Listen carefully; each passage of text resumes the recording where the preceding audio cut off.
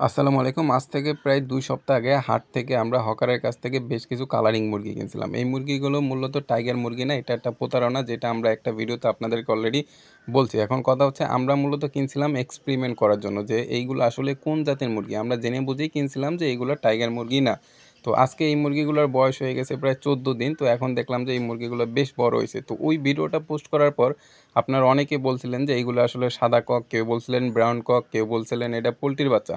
তো এই এক্সপেরিমেন্টটা করার জন্য কিন্তু আমরা শখের বশে এই বাচ্চাগুলো কিনছিলাম, যে আমরাও নিজেরাও জানি যে এটা টাইগার মুরগি না। তারা আসলে মিথ্যা কথা বলে বিক্রি করে। অনেকে এই মুরগি কিনে প্রতারিত হয়েছে। তো এই জন্যই আমরা দেখতে যাচ্ছি যে এই মুরগিগুলো আসলে কি মুরগি হয়। বড় হলে কিন্তু আমরা এটা আপনাদেরকে দেখাইতে পারবো মূলত এটা কোন জাতের মুরগি। যাই হোক, আমাদের শখের খামারে বা আমাদের শৌখিন মুরগি রুমে আসলে আমরা কিন্তু রাজকুমারের সাথে সময় পার না করে যাই না। আমার সবচেয়ে পছন্দের মুরগি হচ্ছে আমার রাজকুমার। ফর দ্য ফার্স্ট টাইম আমরা রাজকুমারের কাছ থেকে কালো কালারের বাচ্চা পাইছি।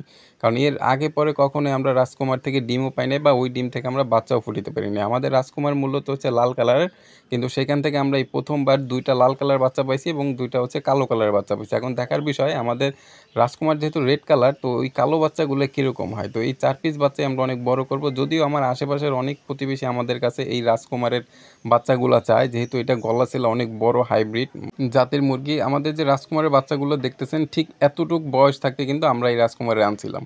আর আজকে দেখেন এই রাজকুমারটা কিন্তু মাশাআল্লাহ অনেক বড় হয়ে গেছে। আমাদের চোখের সামনে এই রাজকুমারটা এত বড় হয়েছে, মাশাআল্লাহ।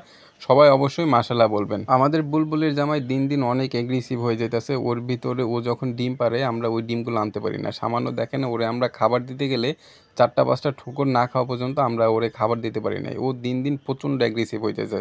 মানে এগ্রেসিভ হওয়ার কারণ হচ্ছে, ও প্রথম যখন আমরা ওরে আনছিলাম তখন আসলে ও খুব নরম ভদ্র ছিল, সামান্য মানে একদম বিনয়ী মনের ছিল। কিন্তু পরবর্তীতে যখন ও আস্তে আস্তে আমাদের এই খামারে ও থাকতে থাকতে অভ্যস্ত হয়ে গেছে, এখন আসলে ও ডিম পারলে আমি ছাড়া অন্য কেউ আনতে যায় না, কারণ ও প্রচণ্ড পরিমাণে অ্যাগ্রেসিভ হয়ে গেছে। যেই অ্যাগ্রেসিভ প্রথম আমাদের রাজকুমারও ছিল, কিন্তু আমাদের রাজকুমার আস্তে আস্তে এখন ঠিক হয়ে যেতেছে, কিন্তু আমাদের এই যে বুলবুলির জামাই ও আস্তে আস্তে মনে করেন যে আরও শয়তানের দিকে যাইতেছে।